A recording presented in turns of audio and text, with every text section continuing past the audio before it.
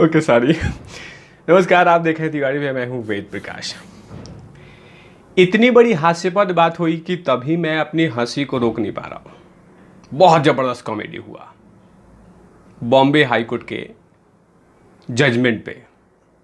वही परमवीर सिंह जी, भूतपूर्व पूर्व पुलिस कमिश्नर, जिन्होंने कि 100 करोड़ के मामले में सीबीआई जांच के लिए आवाज़ उठाई है, आवाज़ बुलंद किया है कि 100 करोड़ का जांच सीबीआई से हो। बाकायदा सुप्रीम कोर्ट भी दौड़ के गए थे, लेकिन सुप्रीम कोर्ट ने कहा हेलो, यहाँ नहीं, बॉम्बे हाई कोर्ट पहुँचिए, ऑनरेबल बॉम्बे हाई कोर्ट है, वहाँ पहुँचिए, वहाँ पे जिरात कीजिए, यहाँ नहीं चलेगा।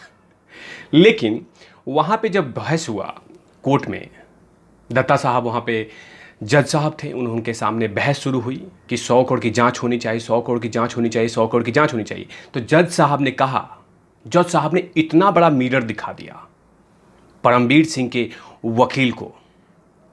परमवीर सिंह के वकील हैं विक्रम ननकानी, उनके सामने बड़ा सा मिरर दिखा दिया और कहा कि अरे बाबू, ये 100 करोड़ का जांच तो होगा, ये तो अच्छी बात है, लेकिन ये बताओ कि एफआईआर दर्ज कहां हुआ है?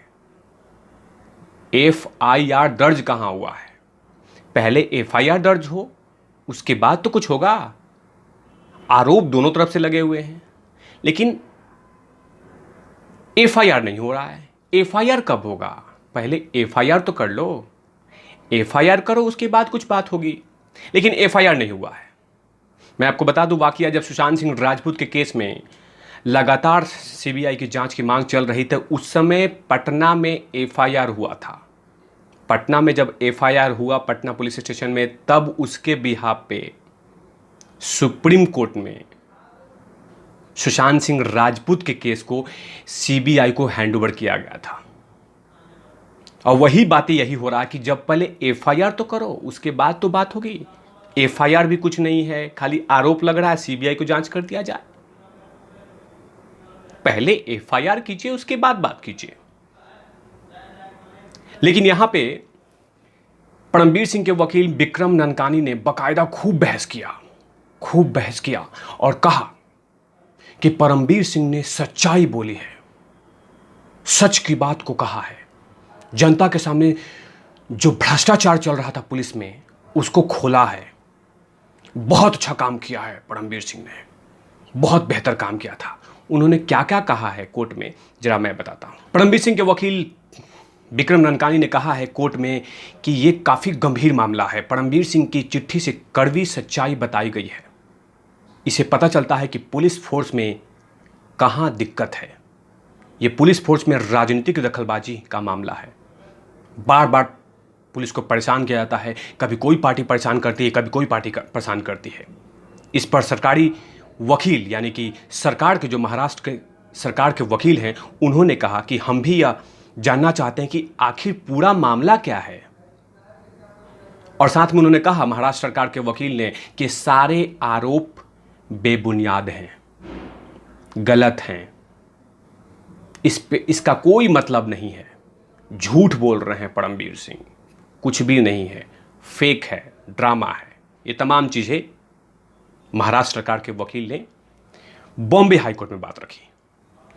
उसके बाद हाईकोर्ट ने कहा कि जिस जज साहब ने ये तमाम चीजें सुनी, उसके बाद जज साहब ने कहा कि कोई एफआईआर हुआ है? परमवीर सिंह ने एफआईआर दर्ज नहीं की है। एफआईआर कहां है? केस ना दर्ज करने पे किसने रोका है उनको? केस दर्ज करें, एफआईआर करवाएं, किसी ने रोका है उनको? सब कुछ करें। इसके बाद विक्रम ननकानी, यानी कि परमवीर सिंह के वकील, कह रहे हैं कि याचिका राजनीतिक लोगों द्वारा फोर्स में दखलबाजी की जा रही है।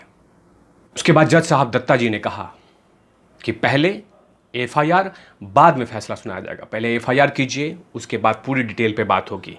ऐसे बात नहीं होगी कि जब भी कोई आया और बोला कि सीबीआई जांच करो, नहीं, पहले एफआईआर, उसके बाद में। तभी तो तिवारी भैया हंस रहे हैं कि क्या परमवीर सिंह को कानून के बारे में जानकारी नहीं है, कानून के बारे में बात नहीं करते हैं कि पहले कोई एफआईआर में केस होनी चाहिए, दर्ज होनी चाहिए, उसके खिलाफ एफआईआर करनी चाहिए जिस पे आरोप लगा हुआ है कि कौन 100 करोड़ रुपया लेता था, कौन कौन शामिल था, कहाँ कहाँ क्या था, पूरा एक बाकायदा एफआईआर रिपोर्ट करें।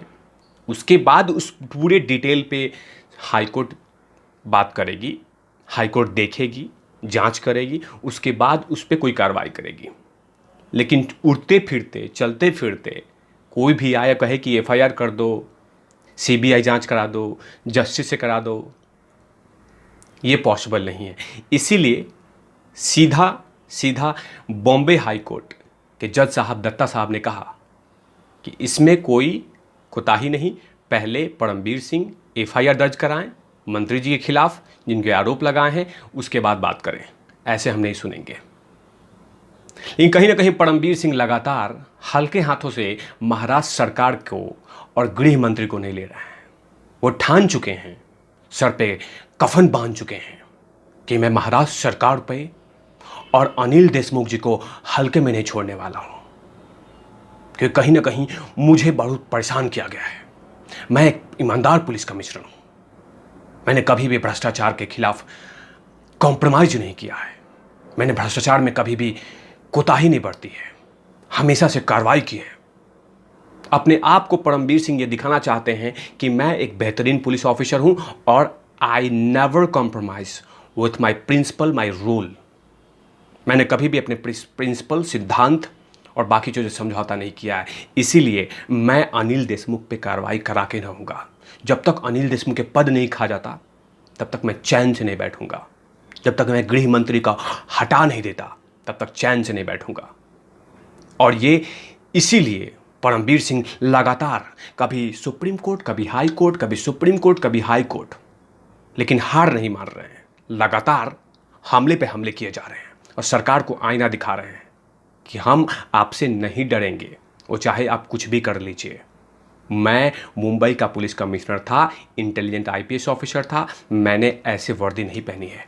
मैं जब तक अपने जो आरोप लगाए उसको सिद्ध नहीं कर देता तब तक मैं चैन से नहीं बैठूंगा, हार नहीं मानने वाला हूं। तो देखते हैं कि कितने सारे आरोप अभी लगते हैं और एफआईआर क्या परमबीर सिंह करते हैं या नहीं करते हैं। जिस तरह से आईना हाईकोर्ट ने दिखाया है, क्या उस आईने में मुंह देख के परमबीर सिंह एफआईआर करेंगे अनिल देशमुख के खिलाफ? ये तमाम खबरों के लिए आप देखते रहिए तिवारी भैया। मैं हूं वेद प्रकाश, कैमरामैन ध्रुव लाठी के साथ। Over and out Lovish, over and out.